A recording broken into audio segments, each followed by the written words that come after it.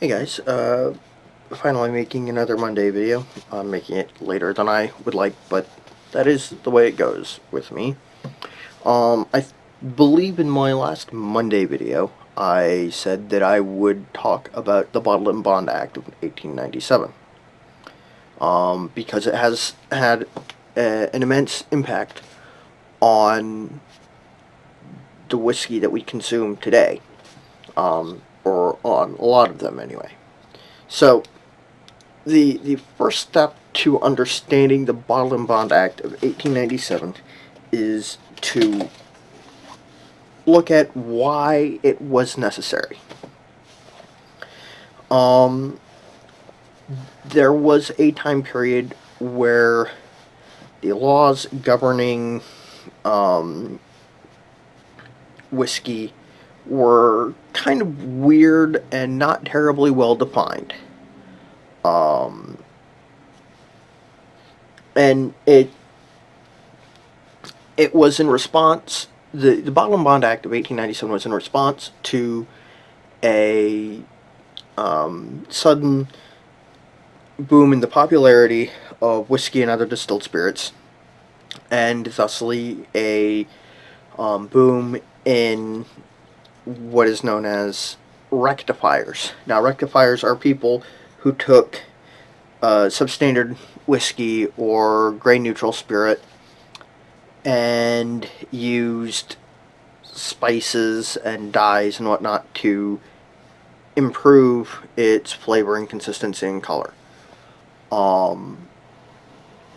And it meant that there wasn't really a good idea what bourbon was, or whiskey in general, was supposed to taste like, and it made a lot of the whiskey that was on the market weird and unpalatable, and it was hurting the reputation of American whiskey because a lot of it was very bad. So in 1897, the government enacted the Bottle and Bond Act. Now, the spirit of the rule was to provide a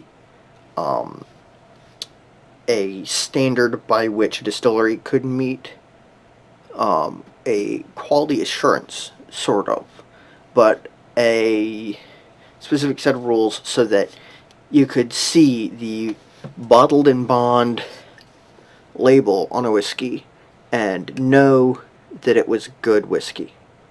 So, what does bottled and bond mean? It means that it is the product of one distilling season, January through June or July through December, by one distiller at one distillery.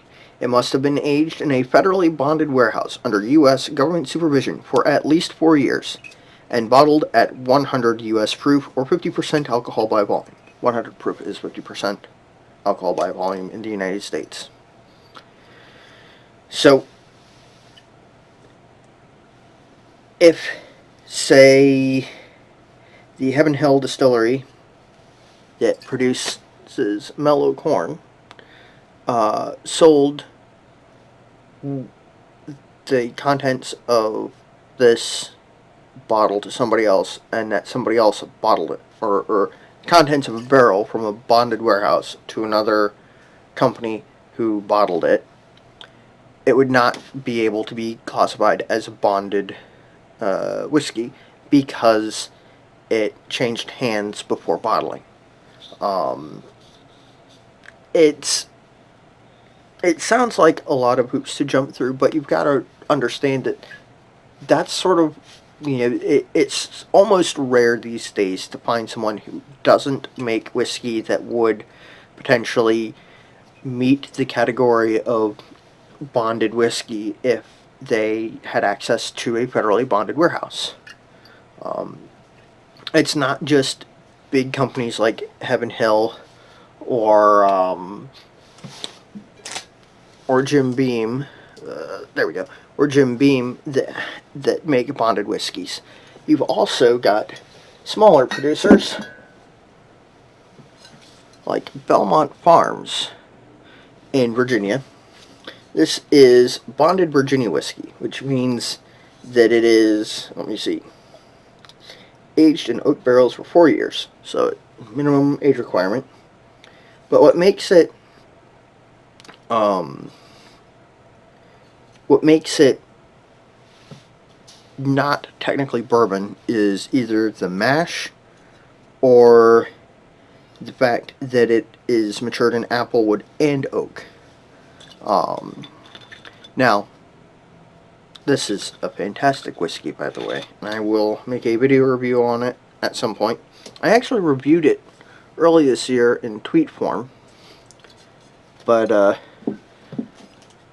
not very many people saw those, so I think I'm going to review it again. But basically, it's come to be an accepted standard of quality, because it means that it hasn't been tampered with by rectifiers. It doesn't have anything added to it. You know exactly who had possession of it from when it was distilled to when it was bottled. And that was sort of the important part for the law in 1897. Now, is whiskey the only thing that can be bottled in bond? Nope. Any distilled spirit may be bottled in bond. This is apple brandy, or Captain Applejack, which smells quite good. I haven't actually had an opportunity to try this, but you can have pretty much any distilled spirit can meet the criteria to be bottled in bond. And it's something that if you are looking for quality, generally is a mark of quality. The Old Tub is great value for the money. The Old Granddad bottle and bond. Mellow Corn, for example, $14 for that bottle, and it's a pretty darn good whiskey. The label is funny as hell. It looks like a prop label to me, but that's because it hasn't changed since 1945. And, you know, it's sort of, if you aren't sure of yourself, aren't sure of the products, and you're walking down an aisle at a liquor store, and you see a label that says bottled in bond, that's one that you can trust. I mean, at this point, given the amount of regulation, you can trust pretty much anything on the shelf. Bottled in bond just tends to be higher quality whiskey. And, yeah, that's pretty much it. I have 6 bottles of bonded whiskey. Mellow Corn, which you saw. Copper Kettle bonded Virginia whiskey, which you saw. Old Tub, which, there we go. Old Tub, which you might see more of later this week.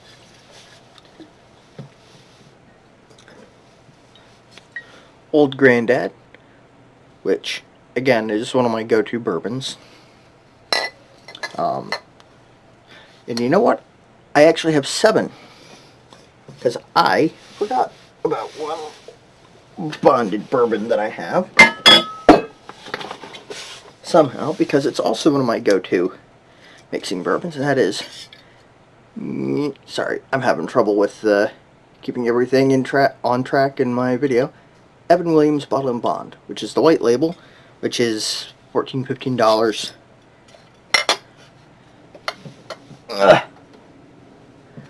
Rittenhouse Bonded Rye, and a particularly popular bonded whiskey recently because it won an award. The Henry McKenna 10-year-old Bottle and Bond. This one is barrel 4016, barreled on 10/22/07.